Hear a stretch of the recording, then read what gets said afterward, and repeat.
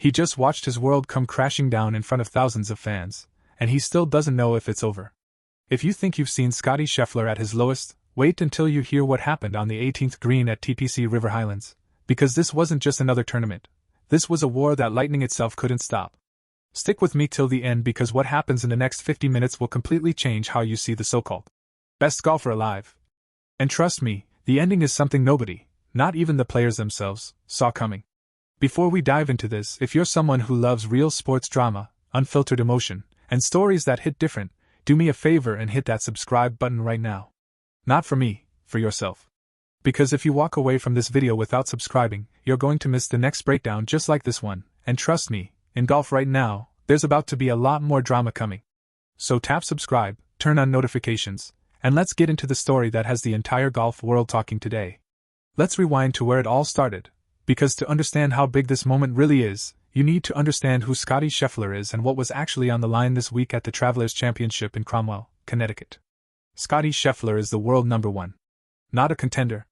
Not a rising star. The actual best golfer on the planet right now, a man who has dominated the PGA Tour for years, a man who fans treat almost like a machine that doesn't break.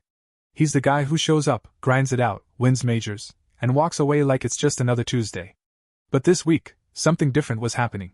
Scheffler had gone a while without a win, and people were starting to whisper. Not loudly, but enough. Is the king slowing down? Is the pressure finally catching up to him? And TPC River Highlands has history with Scheffler. He won there in 2024 in a playoff against his friend Tom Kim, but last year he stumbled there, finishing 6th, nowhere near his best. So this wasn't just another stop on the tour for him. This was personal. This was a chance to silence the doubters and remind everyone exactly why he's called the best in the world. And standing right across from him, on the other side of this battle, was a man with his own story to tell, Viktor Hovland. Now if you don't follow golf closely, you might not know much about Viktor Hovland, so let me give you the real picture. Hovland is from Norway, and for a while, he was one of the most talked about young stars in the sport. He had the swing, the talent, the charisma, everything you'd want in a future major champion. But over the past couple of seasons, something happened. He lost his rhythm. He lost that spark. The guy who used to dominate leaderboards started missing cuts, started looking lost on the course, and fans started wondering if Viktor Hovland's window was closing before it even fully opened. So when Hovland walked into Travelers Championship week, this wasn't just a tournament for him. This was a statement. This was him trying to prove, to himself more than anyone, that the talent never left, it was just buried. And here's where the story gets interesting, because fate decided to throw these two men together, not just in the same tournament, but in the same group, on the same days, battling shot for shot. Saturday's third round set the entire stage. Scheffler and Hovland were paired together, and instead of the world #1 running away with it like everyone expected, Hovland came out swinging. He outbirdied Scheffler all day. He carded a 6 under 64, and on the final hole, while Scheffler 3-putted from the fringe for a bogey, Hovland calmly rolled in a 6-foot birdie to take the outright lead heading into Sunday. The king had been dethroned, at least for the moment, and the crowd noticed. Hovland later said it himself. It had been a while since he'd been in that position, going head-to-head with the best player in the world and actually winning the day. He called it fun. He called it exactly what he needed. But here's the twist nobody expected, the Norwegian fans. See, this same week, the World Cup was happening, and a huge group of Norwegian supporters had made the trip over to Connecticut after their team's match. Picture this: grown men in matching national team jerseys, packed around the golf green in the middle of America, cheering for Viktor Hovland like he was about to score the winning goal in a World Cup final. The atmosphere wasn't just golf anymore. It was electric. It was something out of a movie. And Hovland, for the first time in a long time, had real fire behind him. So that set up Sunday, the final round. 2 men, 2 storylines, and 1 trophy. Scheffler chasing redemption, Hovland chasing rebirth, and a roaring crowd ready to witness history. Now here's where I need you to really lock in, because what happened during this final round is honestly one of the wildest single-day stretches we've seen in golf this entire year. The final pairing teed off in the afternoon, Scheffler trailing Hovland by a shot. Early on, it was a back-and-forth battle, the kind where every single shot felt like it carried the weight of the entire tournament. Hovland actually started cold, 2 bogeys in his first 6 holes, including one on the brutal par 5 6th, and suddenly Scheffler had a 2-shot cushion. For a moment, it looked like normal business was about to resume. The king reclaiming his throne. But this tournament wasn't done throwing curveballs. While Scheffler and Hovland were battling, somewhere else on the course, a third name was quietly climbing the leaderboard: Collin Morikawa. Now Morikawa started the day 9 shots off the lead. 9 shots. Nobody was talking about him. He wasn't even a footnote in most people's predictions for who could win this tournament. But Morikawa decided today was the day to make some noise. He caught fire, hole after hole, birdie after birdie, and by the time he reached the back 9, he had the golf world doing a double take. He eventually signed for a 9 under 61, one of the best rounds anyone shot all week, finishing at 20 under and posting the clubhouse lead long before the leaders even finished. He later admitted he told his wife that morning, almost as a joke, "Let's shoot 61 and end this stretch on a good note." And somehow, manifestation actually worked. But even with Morikawa's masterclass sitting in the clubhouse, all eyes stayed locked on the final pairing, because Scheffler was doing something special of his own. He birdied the 10th and 13th holes to push to 21 under, taking what looked like control of the entire tournament, one shot clear of Morikawa's number. For a moment it felt like the story was already written. Scheffler grinds it out again, wins another signature event, and the doubters get silenced for another few months. And then the sky opened up. Heavy rain started hammering TPC River Highlands. Not a light drizzle, a real storm, the kind that turns fairways into rivers and forces tournament officials to make hard calls. And then it got worse. Lightning. Dangerous electrical activity in the area forced PGA Tour officials to suspend play entirely at 5:57 in the evening, right in the middle of one of the most dramatic back nines of the year. The leaders were stuck at 13 holes, hanging in limbo, forced to walk off the course not knowing when, or if, they'd come back that same day. For an hour and 23 minutes, nobody touched a golf ball. Players sat around, the crowd waited under cover, and the tension just kept building. And here's the part that makes this so fascinating. That delay completely flipped the momentum of the entire tournament. When play resumed at 7:20 in the evening, the golf course wasn't the same one they had left. The rain had softened everything. The rough held more moisture, the ball reacted differently coming out of the grass, and even the greens, which should have slowed down from the wet conditions, somehow stayed fast and tricky. Scheffler himself admitted it threw him off.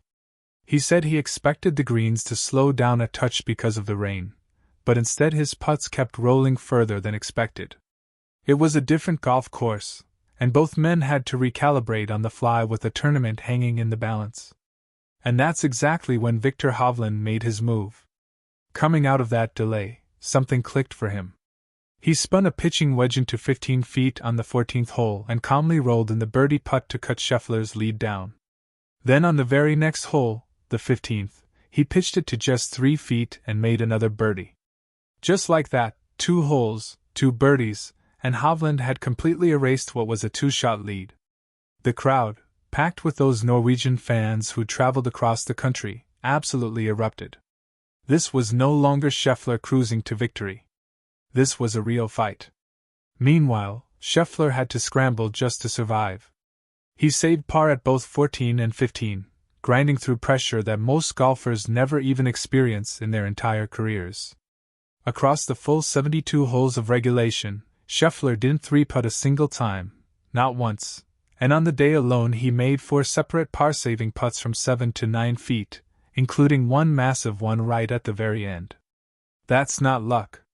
That's a champion refusing to let the moment slip away from him, even as everything around him was falling apart in real time. Now picture the 18th hole. The light is fading. The rain has passed but left the course transformed. Both Scheffler and Hovland have birdie putts to win the entire tournament outright, right there, no extra holes needed. Hovland's putt is right on line, and it slides just right at the last second, narrowly missing. Then Scheffler steps up, same opportunity, same pressure, same chance to end this thing immediately in front of a roaring crowd, and his putt rolls just past the edge, missing by the smallest of margins. Now here's where it got really tense. Scheffler's par attempt coming back was no guarantee. If he misses this, Hovland wins the tournament right there on the spot. The entire crowd goes silent. He lines it up, and buries it. An 8-foot par putt, under maximum pressure, with daylight running out and a Norwegian army watching his every move. Scheffler pumps his fist, the crowd explodes, but here's the gut punch: that putt didn't win him the tournament.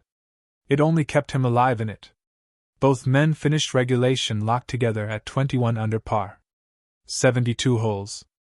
Nearly 8 hours on the course including that brutal weather delay.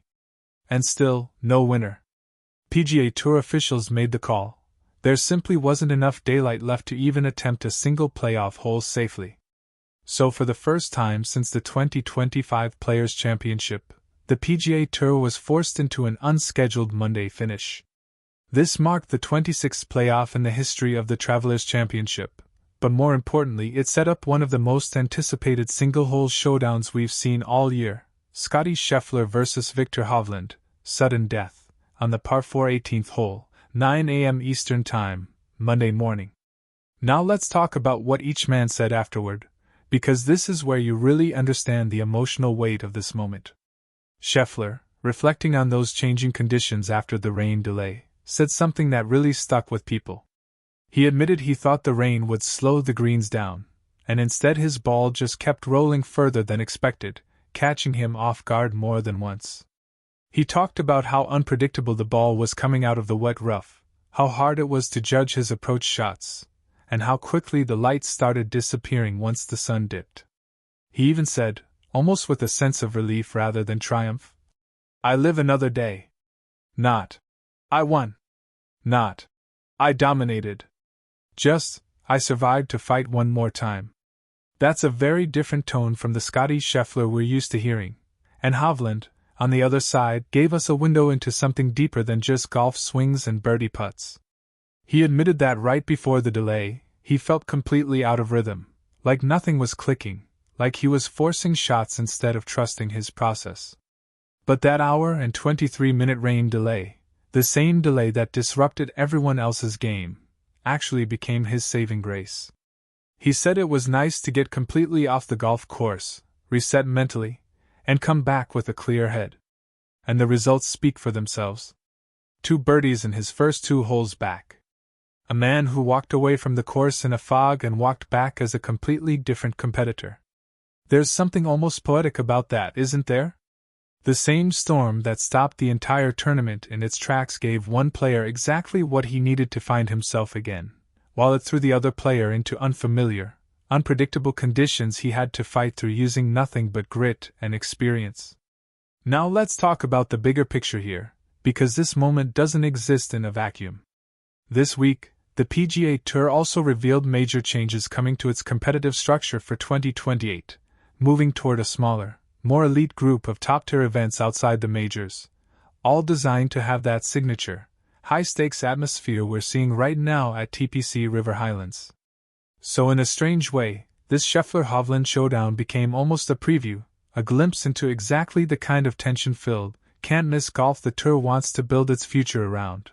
And let's not forget Collin Morikawa sitting in 3rd place at 20 under, just 1 shot back, after that stunning closing round of 61. He wasn't part of the head-to-head battle, but his performance added even more weight to the day, proving that this tournament had not one, but multiple players willing to go to war for that trophy. Matt Fitzpatrick finished 1 shot further back in solo 4th, and Wyndham Clark, fresh off winning his 2nd US Open just 1 week earlier at Shinnecock, along with Akshay Bhatia, tied for 5th at 18 under. This wasn't a field of nobodies chasing 2 stars.